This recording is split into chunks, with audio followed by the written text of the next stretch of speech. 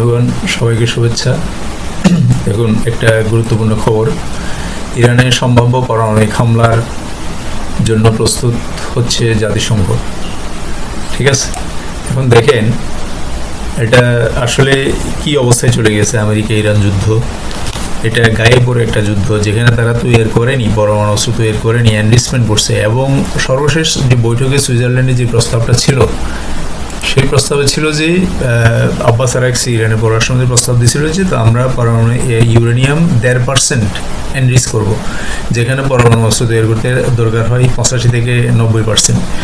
আমরা আমাদের জ্বালানির জন্য প্লাস অন্যান্য মেডিকেল ইউজের জন্য 1.5% পরমাণু অস্ত্র ইউরেনিয়াম এনরিচ করব। এবং বর্তমান যে 60% ইউরেনিয়াম এনরিচ আছে আমাদের 400 কত কেজি, এগুলিকে সবার সামনে ডিগ্রেডেশন করে ফেলবো, নষ্ট করে ফেলবো।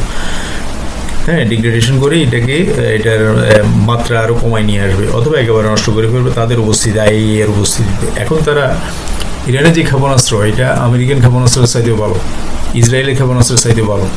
ইরানের সমস্যা হচ্ছে তাদের এয়ার ডিফেন্স দুর্বল, যে কারণে তারা ওদের ক্ষেপণাস্ত্র, বিমান হামলা এগুলিকে করতে পারতেছে না, প্রতিরোধ করতে পারতেছে না। না হয় ইসরায়েল এখন অনেকটা গাজার মতো হয়ে গেছে, এবং ওখানে সাধারণ জনগণ থাকতে চাইতেছে না। অলরেডি সাধারণ জনগণ 50% চলেই গেছে অন্যান্য দেশে, এমনি তারা দ্বৈত নাগরিক বিভিন্ন দেশে, তো এখন তারা থাকতে যাচ্ছে না। তো এই ব্যাপারটা দেখেন কত চূড়ান্ত ইয়েতে চলে গেছে আমেরিকা। এই যে ডোনাল্ড ট্রাম্প, এ তো আসলে তা তো একটা রাষ্ট্র স্টেটসম্যান হওয়ার কোনো কোয়ালিটি তার মধ্যে নাই। সে হচ্ছে ব্যবসায়ী গাদ্দার টাইপের মানুষ। সেই ব্যবসা বুঝে, লাভ বুঝে সে 15 এপ্রিল বিশ্বের বিভিন্ন দেশের উপরে শুল্ক করছিল। আমরাও শেষ পর্যন্ত 19% পাইছিলাম। প্রথমে 35%, পর 19% বাংলাদেশকে দেওয়া হয়েছিল। পৃথিবীর সব দেশকে এভাবে 15%, 100%, 150%, চায়নার উপরে 100% কিন্তু ওই শুল্কগুলো কিন্তু তাদের দেশের লোকেরা শুল্ক দিয়েই কিনবে, মানে ওদের দেশে জিনিসটার দাম বেড়ে যাবে। তো এই হচ্ছে অবস্থা আর কি। এতে কিন্তু ওইটা আদালতের ইয়েতে এখন বাদ হয়ে গেছে। আজকের বিভিন্ন পত্রপত্রিকা উনি একজন মুসলিম, উনি জাতিসংঘে চাকরি করতেন।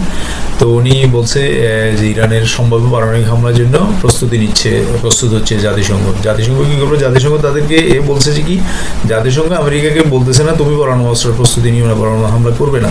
এবং ইসরায়েল যে অবস্থা, ইসরায়েলের ক্ষেপণাস্ত্র অ্যামুনিশন এগুলো ফুরেই গেছে। এখন ইসরায়েল ওদের ক্ষেপণাস্ত্র করতে পারতেছে না, নিজেরাও এখানে বুড়ি বিমান হামলা করতে পারতেছে না, খুব কম।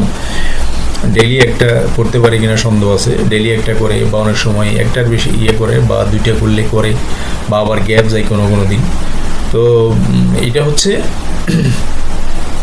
আর একটা দেশে যে শীর্ষ পর্যায়ের ওরা যে মারতেছে একটার পর একটা, শীর্ষ নেতা অনেকেই মেরে ফেলছে, ঠিক আছে ইরানের। কিন্তু ইরানের মতো একটা দেশে, একটা শিক্ষিত দেশ যেখানে 80-90% লোক শিক্ষিত, সেখানে তো রাষ্ট্রীয় নেতৃত্ব দেওয়ার জন্য শুধু এই 50 জন, 60 জন, 100 জন মানুষ না, 200 মারলেও কি হবে?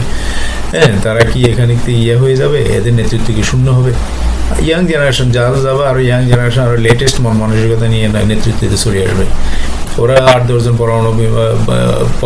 পারমাণবিক বিজ্ঞানীকে হত্যা করছে। এরপরে কি হবে? ওদের যে বিশ্ববিদ্যালয়ে যে ক্লাস ছিল, যে সেই ক্লাসে প্রতিটা ব্যাচে 50-60-100 জন করে বাইর হয়, সেখানে কি তাদের এই 10 জনকে মেরে ফেললে কি তার উঠে কি বন্ধ হয়ে যাবে? প্রশ্ন হচ্ছে, এখন এই পরমাণু অস্ত্র হামলা যদি করে, তাহলে কিন্তু এটা ব্যাপক একটা ধ্বংসযোগ্য তো হবে। পরমাণু অস্ত্র এই যে রেস্ট তো অনেক দিন থেকে যায়, প্লাস একটা 10-15-20 কিলোমিটার রেডিয়াসে কিছুই থাকে না, সব জ্বলে পুড়ে ছাই হয়ে যায়। এরপর আরও 40-50 বছর তেজস্ক্রিয়তা থেকে যাবে।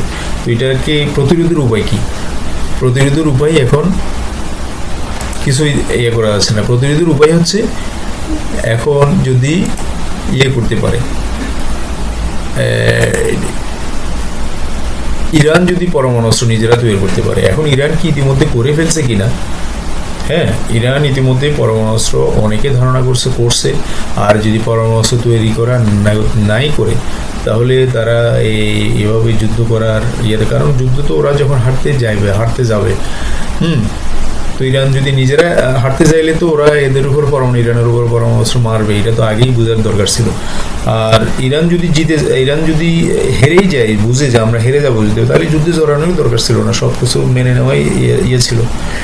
এখন তবু দেখা যাক, আমরা এখন দোয়া করাই তাদের জন্য, তাদের যাতে এগুলো পারমাণবিক অস্ত্র না হয়। একটা ডিল পাকিস্তানের একটা ডিল হইতেছে, আমরা শুনতেছি, একটা আলোচনা চলতেছে, এখানে একটা আন্ডারস্ট্যান্ডিং আসুক, এসে এটা সমাধান হয়ে যাক, আমি সেটাই চাই। হ্যাঁ, এটা সমাধান হয়ে যাক। এটাই আমরা চাই, কারণ এভাবে পরমাণু ধ্বংসযজ্ঞ চালানো, এভাবে এই ওর বা ইয়ার উপরে গ্যাস ক্ষেত্রের উপরে, তেল ক্ষেত্রের উপরে হামলা করবে ইরানের আমেরিকা ইসরায়েল। আবার ইরান কি করবে, ইরান ইতিমধ্যে ওদের ইসরায়েলের ওখানে হামলা করছে, ওরাও ইরানের তেল ক্ষেত্রে, তেল ডিপুতে খার দ্বীপে হামলা করছে, ক্ষেপণাস্ত্র হামলা করছে। এখন যদি পড়া হয় তাহলে দূর বলতে সব জ্বালাই দিব, বিদ্যুৎ কেন্দ্র সহ জ্বালাই দিব। তো এটা ব্যাপক ক্ষয়ক্ষতি, এগুলো ঠিক হইতে হইতে অনেক বছর লাগে, কয়েক বছর 20 বছর। যদি পরমাণু হামলা নাও করে, এই যে বিদ্যুৎ কেন্দ্র, গ্যাস ক্ষেত্র, আর গ্যাস তেল যদি ফুরিয়েই যায় তাহলে অন্যান্য দেশগুলি কিনবে কীভাবে? এখানে প্রত্যেকটা দেশ সাফার করবে। বিশ্বের 800 কোটি মানুষই সাফার করেছে। তুরস্কের পররাষ্ট্রমন্ত্রী আজকে বলছে যে এই ইরাক যুদ্ধ, ইরান ইসরায়েল যুদ্ধের কারণে বিশ্বের 800 কোটি মানুষই সাফার করতেছে অলরেডি। সব জায়গায় জ্বালানি তেলের দাম বাড়ছে, জ্বালানি তেল বাড়বে, পরিবহন বাড়বে, পরিবহন ব্যয় বলে কৃষি ব্যয় বাড়বে, অন্যান্য ব্যয় বাড়বে, সব কিছু এটা মানুষকে করবে। তো আমরা আশা করবো এটা ভালোই এটা যতটুকু হয়েছে এতটুকু এটা বন্ধ হয়ে যাক, পরমাণু অস্ত্র যাতে না হয়। আর দেখা যাক, আমার ধারণা যদি পরমাণু হামলা করে, ইরান ইতিমধ্যে পরমাণু অস্ত্র হয়তো করছে কিনা। আজকে আবার ওদের একজন কি গালিবাব বলছে, মনে হয় বাঘের গালিবাব বলছে, ইরান পরমাণু অস্ত্র তৈরি করার চেষ্টাও করছে না। এখন যদি ওরা হামলা করে তাহলে তো একতরফা হয়ে যাবে, ইরান জবাব দিতে পারবে না। আর যদি করে ফেলে তাহলে তো সমান খেলা হবে। ইসরায়েলে 2টা মারলে পুরো ইসরায়েল সব ভ্যানিশ হয়ে যাবে। ইরান তো বিশাল দেশ, সেখানে অনেকগুলো মারতে হবে, করতে হবে। এত বড় ইরানকে ধ্বংস করতে হলে কয়েকশো পরমাণু লাগবে। আর ইসরায়েলে 2টা মারলে 3টা মারলে শেষ হয়ে যাবে, কারণ ইসরায়েল দেশ ছোট, খুবই ছোট দেশ, লম্বি 15-20 হাজার কিলোমিটার বর্গ কিলোমিটার একটা দেশ আর কি। তো দেখা যাক সবাই কী হয়, আমরা সবাই দোয়া করি যাতে এটা ভালো ঠিক হয়ে যায়। ধন্যবাদ, সবাই সাবস্ক্রাইব করবেন, চ্যানেলটা শেয়ার করবেন। ওকে।